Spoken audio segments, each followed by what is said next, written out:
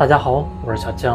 往大碗里加入100克糯米粉、1拍克粘米粉，来搅拌一下，把2种粉面都和往均匀。这道美食非常的好吃，做法也是很简单的，您看完一遍就能学会。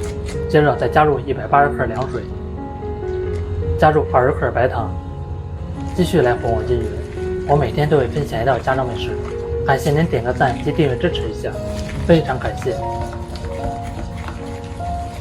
一直攪成稍微濃稠一點的糊狀就行。這個時候準備幾個紅棗，先把棗皮去除，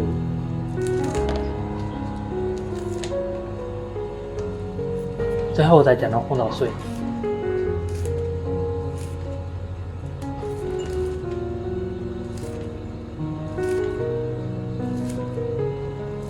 再放入粉漿裡面，繼續來攪拌一下。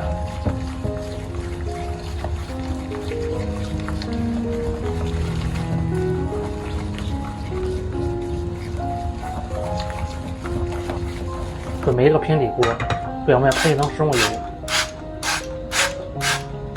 接着再把麵糊放入進去，用筷子整理一下，整理平整。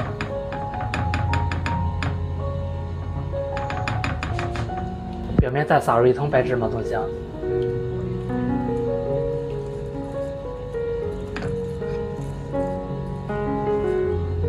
全程開啟小火慢慢煎，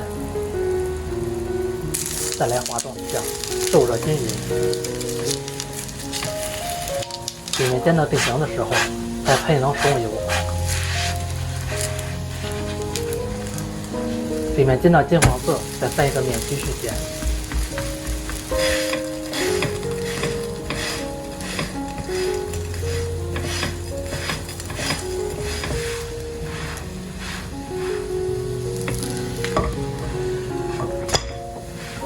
這裡要注意一下，在煎的過程中，中途多翻幾次面，全程開啟小火慢慢煎，大概需要煎12分鐘左右，把兩面一直煎到金黃酥脆的樣子就可以了。放在案板上，大家來聽一聽，特別的酥脆啊，再切成小塊，這樣在吃的時候也是特別方便。